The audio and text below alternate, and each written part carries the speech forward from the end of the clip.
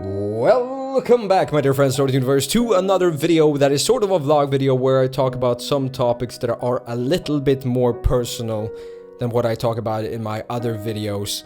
And it's a way for me to connect with you guys in a way that I really can't do with my other videos. And I think that's important for me, at least. I hope that's important for you too. Anyhow, what I'm going to talk about in this video is the weird last couple of months I've had on YouTube.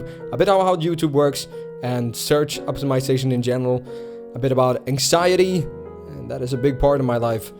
Importance of venting that anxiety and a bit around that. And the ride of YouTube in general. So if you are thinking about doing YouTube or something at all on the internet, this might be a little bit interesting to you. And if you got more questions about that, then please leave a comment below after this video.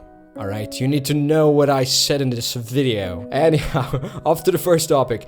The last couple of months have been weird for me. I had one video that just skyrocketed with views into the stars. To the 1 million line in views. Which is sick compared to how many views I got my other videos before that. Like 50 or below.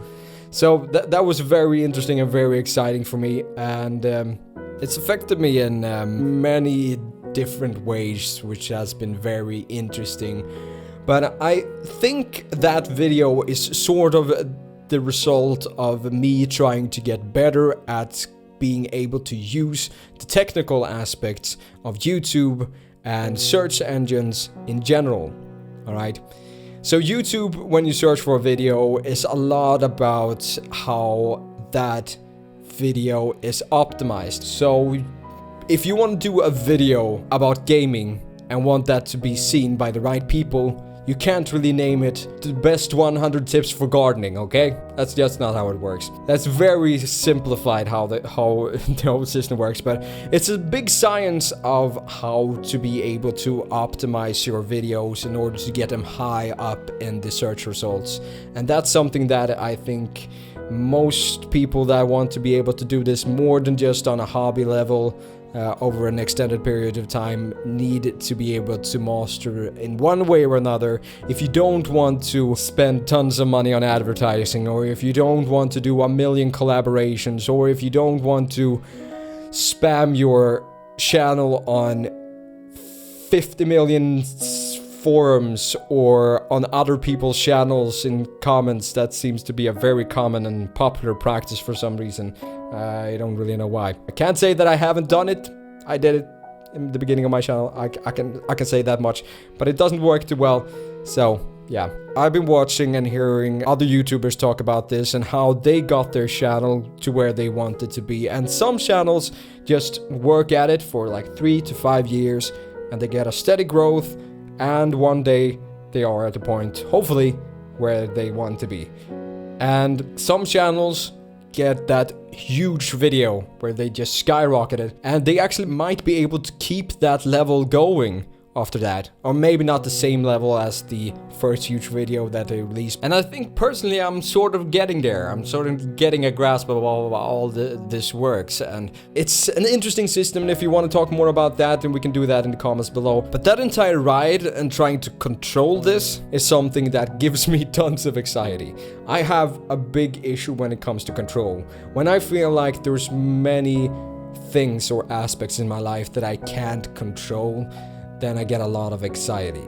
And anxiety for me is something that I've just been able to try to handle and get a hold of. The word for anxiety in Swedish is ångest.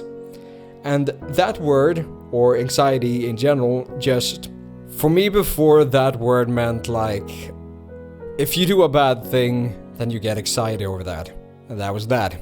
That's how it worked for me. But when I understood that anxiety could be so much more, that was when I could start to work with myself and start to understand what I needed to do in order to change my life to be able to be more happy with myself. Because before I thought I was depressed, but this only happened for like days at a time or maybe a week tops, so it didn't really fit.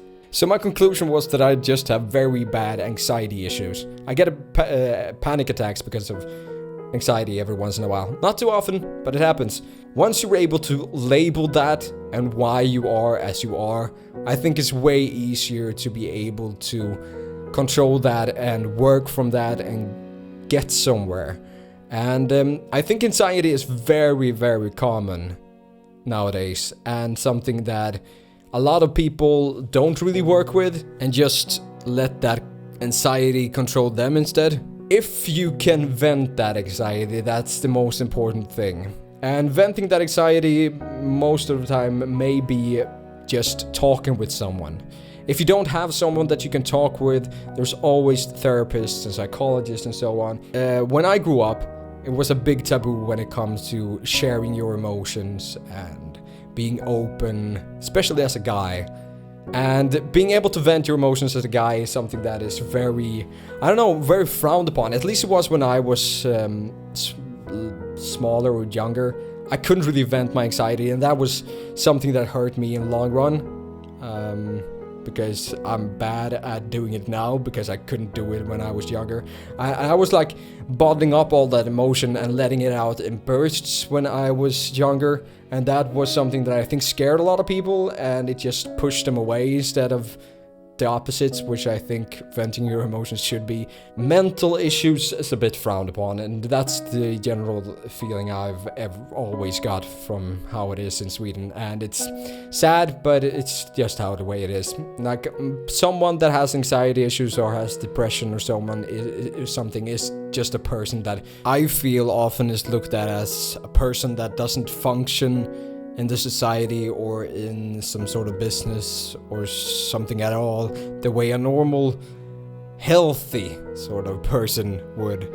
And I don't think that's necessarily true. I have an example that I think of every once in a while, and that's when I did my military service. I generally did very good and had a good performance, but I had like 2 weeks of that time where I didn't feel good because things weren't going good at home, and I had a lot of anxiety.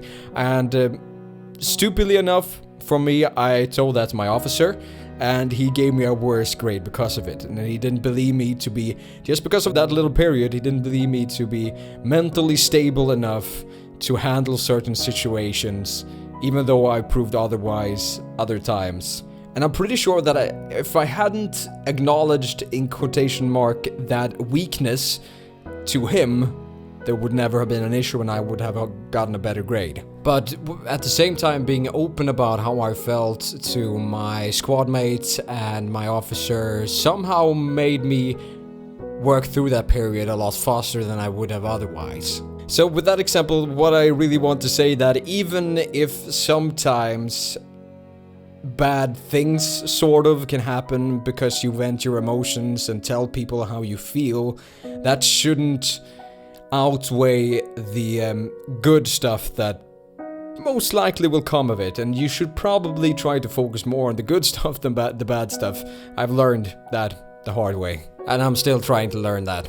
It's a hard one, it really is. The ride of YouTube and the ride of life, I'd guess, is something that is very hard to control, and the ride of the interwebs is very hard to control, and it's a science that is very exciting for me, and it's something that is really new. And I guess you can just, it's always been there, like advertising, how you get seen, how you do that and how you do that. Now it's just more platforms that you have to be able to control and have to be able to master in order to make everything work if you want to get seen. It might be stupid for some people. Social media in general, if you are only trying to get seen because you want people to tell you you're pretty, there's something a little bit wrong with that.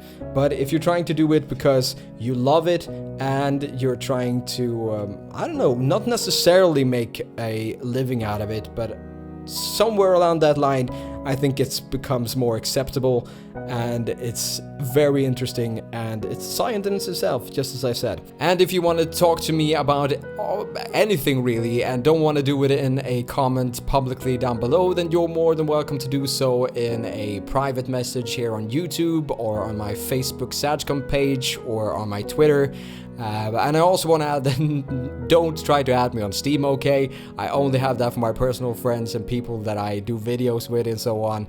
If I add everyone there, I won't be able to use Steam because it wouldn't be usable. I hope you understand. Thank you. And also I want to say thank you for being you and what you do. This wouldn't be anything if it wasn't for you. So yeah, thank you. Like and share if you enjoyed this video, and until next time, bye.